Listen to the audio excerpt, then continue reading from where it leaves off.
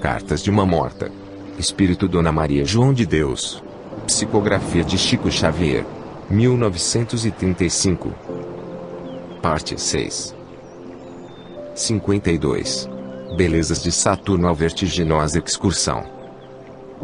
Um dos planetas, cuja constituição mais me impressionava, quando raramente me entretinha com essas questões na Terra, era Saturno, imaginando como seriam prodigiosos os fenômenos da luz em sua superfície, em virtude de seu anel e numerosos satélites. Revelando essas preocupações ao espírito benévolo, que prosseguia dispensando-me carinhosa proteção, concedeu-me o seu valioso auxílio para que eu pudesse excursionar aquele orbe distante. Bastou que fixássemos em nossa mente semelhante desejo para que me visse ao lado de um boníssimo companheiro, envolto em atmosfera diferente da que me era habitual nas adjacências da Terra. 53. O Sol azulado de Saturno. Vi-me então, numa superfície diversificada, onde parecia pisar sobre um amontoado de massas mais ou menos análogas ao gelo, sentindo-me envolvida numa temperatura singular. Avistei muito distante, como um novelo de luz, levemente azulada, o Sol. Todavia, só pude saber que se tratava desse astro porque me disse o esclarecido mentor e devotado guia. Tal era a diferença que eu constatava. A luz se espalhava por todas as coisas, mas o seu calor era menor, dando-me a impressão de frescura e amenidade, arrancando do cenário majestoso, que eu presenciava, tonalidades de um rosa pálido e de um azul indefinível. Vi, depois, várias habitações de estilo gracioso, onde predominavam grandes colunatas artisticamente dispostas, decoradas com uma substância para mim desconhecida, que mudava de cor, em lindíssimas nuances, aos reflexos da luz solar. 54. Um mundo sem clorofila. Uma vegetação estranha coalhava o solo branco, às vezes brilhante. A clorofila, porém, que se conhece no planeta terráqueo, devia estar substituída por outro elemento, porque todas as folhagens e ramarias eram azuladas. Contudo, os espécimes de flores, que eu tinha sob as vistas, eram de coloridos variegados, apresentando as mais singulares tonalidades quando refletiam a luz circunstante. Flores extraordinárias pela sua originalidade e perfume ornamentavam todo o ambiente. 55. Os monstros feios e graciosos. Contemplando o espaço, muito acima de nós, vi grandes massas multicores, que tomei por variegadas nuvens, e, ao mesmo tempo notei que seres estranhos evolucionavam nos ares, em gráceis movimentos, apesar de me parecerem bizarros. Nada tinham de comum com os tipos da humanidade terrena, afigurando-se extraordinariamente feios com a sua organização animalesca, com suas membranas à guisa de asas, tão estranhas para mim, as quais lhe facultavam o poder de volitar à vontade. 56. O dia de 10 horas.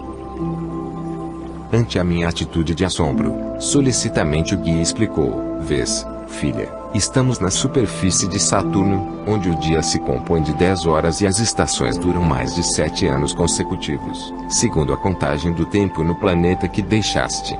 Aqui a situação climatérica é eminentemente benéfica, em razão do equilíbrio da obliquidade da eclíptica, propiciando aos habitantes deste venturoso orbe elementos de duradoura saúde. 57. Novos aspectos da luz. O Sol, aqui apresenta novos aspectos, porquanto sua luz, em combinação com os elementos atmosféricos, caracteriza-se por composições que desconheces, e essa claridade eterna e suave, que te provoca admiração, é conservada em suas vibrações pelos numerosos satélites que a refletem, multiplicando os raios luminosos e caloríficos. 58. Sem vícios, sem maus costumes e sem guerras. Espanta-te a contemplação dos seres que o povoam. É que te achas fora dos ambientes rotineiros, faltando-te a analogia para saberes comparar as coisas. Essas criaturas, que te parecem animais egressos das plagas terrestres, onde os zoófitos encontram os seus elementos de vida, são altamente dotados de sabedoria, sensibilidade e inteligência.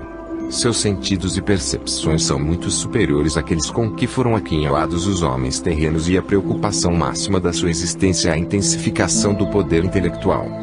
Souberam dominar todos os elementos da natureza e aplicar sabiamente as suas leis, com suas adaptações e continuados estudos fizeram deste mundo uma das regiões privilegiadas do universo, onde as almas desejosas de perfeição e beleza estacionam, preparando-se para um glorioso porvir. Não vivem, como na Terra, uma existência saturada de vícios e de maus costumes, nem se nutrem sacrificando vidas, mas conforme a natureza, aproveitando-se daquilo que ela nos proporciona espontânea e naturalmente, alimentando-se com frugalidade.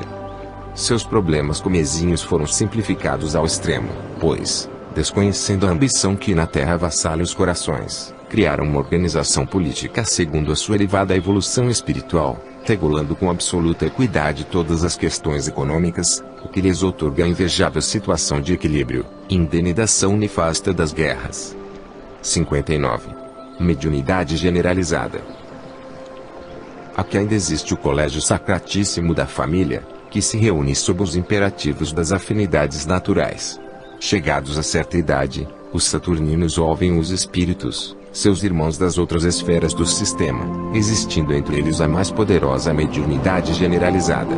Conhecem todas as combinações fluídicas requeridas ao seu bem-estar, e a eletricidade e a mecânica não têm para eles segredos, sabendo utilizar-lhes as forças com plena consciência das suas possibilidades. Também estão ao par do que ocorre nos outros mundos e todo habitante de Saturno pode calcular com precisão matemática, de um momento para outro, a posição dos satélites dos outros planetas, respondendo com acerto qualquer arguição nesse sentido. Conhecem a história e os fenômenos dos globos cometários que lhes são familiares, e sabem medir a paralaxe das estrelas mais próximas, conservando uma vasta ciência das coisas do céu. 60. A ciência unida à fé. Entre eles, a justiça e a verdade não são um mito e, há muito, a ciência está reunida à fé. Não amontoam as riquezas, que resplendem no solo em que pisam, no qual se conservam matérias preciosíssimas, as quais somente são retiradas para a ornamentação de seus lares ou dos templos da sabedoria, onde se verificam prodigiosas manifestações da onipotência divina. A simplificação da existência, por meio das aplicações do seu extraordinário engenho, e de suas nobilíssimas concepções acerca das finalidades da vida, minorou-lhes as fadigas, e os trabalhos, que aqui não precisam ser tão intensos. Podem se dedicar com mais devoção ao que concerne à espiritualidade, conservando-se acima da ciência terrena no problemas referentes à medicina. As moléstias incuráveis entre eles são desconhecidas e sagradas instituições recebem os que se avizinham da transição que denominais morte, na Terra. Para eles a morte não existe, porque estão cientes de tudo que ocorre ao espírito liberto. Não são, contudo, seres perfeitos como talvez presumas, são ainda falíveis, mas o que te procuro demonstrar é a sua incontestável superioridade sobre o orbe que abandonaste. 61. Assembleias aéreas. Vendo grandes nuvens multicores, que esvoaçavam no firmamento, expressei minha admiração ao companheiro zeloso, que me esclareceu: não são nuvens o que contemplas. São aparelhos gigantescos onde os saturninos se reúnem para estudos maravilhosos. Em cada um deles se agrupa uma assembleia de espíritos sedentos de sabedoria. A música, a poesia e todas as artes lhes merecem especial carinho, porquanto um único objetivo os emana no mesmo ideal, a grandeza intelectual. 62. Saturno, dos mares rosados. Nesse instante reparei que o dia se findava no hemisfério em que nos achávamos, desaparecendo o globo azulado e longínquo do sol nos horizontes desse mundo prodigioso. Seu brilho esmaecia e, quando o reflexo cerúleo se observava em todas as coisas, um cenário esplendoroso e inenarrável descerrou-se ao meu olhar atônito.